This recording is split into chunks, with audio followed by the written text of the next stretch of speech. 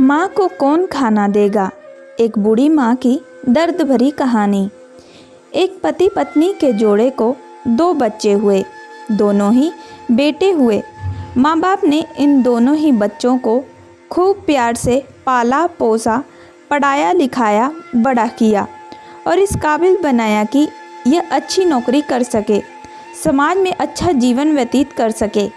अपने बच्चों के लिए दिन रात कड़ी मेहनत करके एक बंगले जैसा 2 मंजिला घर बना कर दिया, ताकि दोनों बेटे शादी के बाद भी एक साथ लेकिन अलग अलग कमरों में रह सके, ताकि आगे चलकर कभी भी बंटवारे का विचार ना आए। दोनों बेटों को अच्छी नौकरियां लग गई, दोनों की ही शादी हो गई। बड़ा बेटा जो घर के पहले माले पर रहता था, उसको एक बच्चा भी हुआ। पोते का मुंह देखकर दादा दादी बहुत खुश हुए। सब ठीक चल रहा था, लेकिन थोड़े ही दिनों बाद बूढ़े पति की मौत हो गई। जब तक पति जिंदा था, दोनों बेटे और बहू माँ का सम्मान किया करते थे। जैसे ही पति मर गया, दोनों बेटे और बहुएं हर दिन माँ की सेवा करना तो दूर, माँ को हर दिन खाना खिलाने के लिए भी राजी न थे। दोनों बेटे और बहुएं ने मीटिंग की और तय किया कि माँ को खाना खिलाने की जिम्मेदारी बांट ली जाए, यानी कि 15 दिन बड़ा बेटा और 15 दिन छोटा बेटा माँ के खाने की जिम्मेदारी लेगा।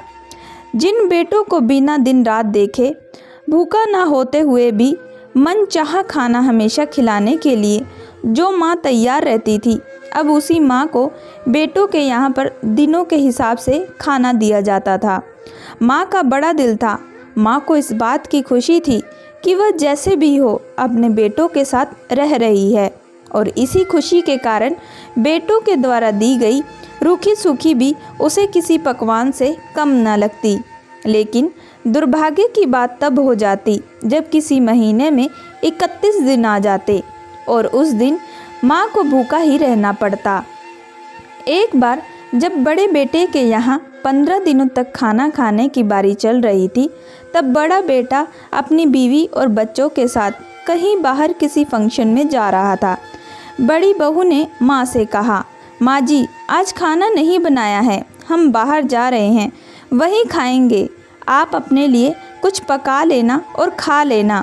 बूढ़ी माँ ने कहा, लेकिन बेटा, मुझे आज तबीयत ठीक नहीं लग रही।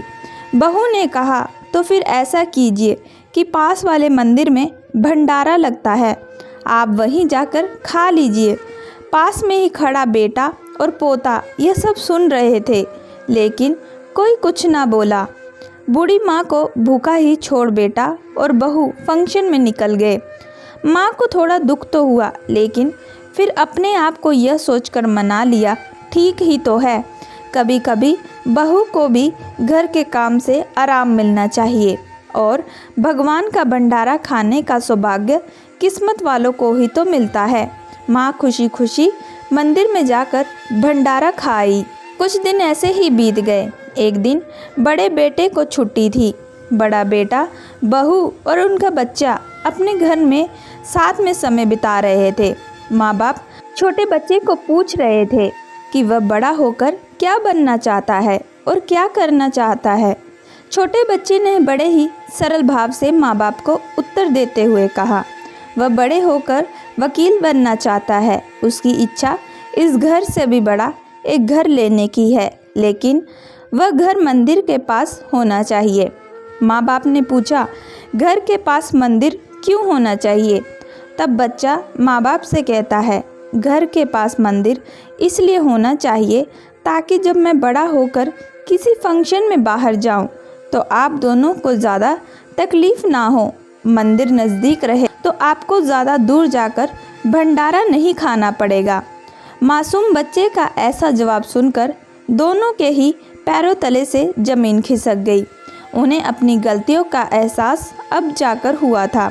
दोस्तों, इस कहानी के माध्यम से मैं आप लोगों को यही समझाना चाहती हूँ, दुनिया के हर माँ बाप यह सोचकर अपने बच्चों को बड़ा करते हैं कि वह उनके बुढ़ापे की लाठी बनेंगे, ना कि वह लाठी बनकर उनके ही पीठ पर बरसेंगे। कर्म का चक्र निरंतर घूमता रहता है। आज जो तुम दूसरों के साथ कर रहे हो, आगे चलकर तुम्हारे साथ वही होगा, यह तय है। दोस्तों, मैं आशा करती हूँ कि आप लोगों को यह कहानी पसंद आई होगी। अगर आप लोगों को यह कहानी पसंद आई है तो प्लीज़ हमारे चैनल को लाइक एंड सब्सक्राइब ज़रूर करिएगा एंड बेल आइकन का बटन ज़रूर दबाइएगा।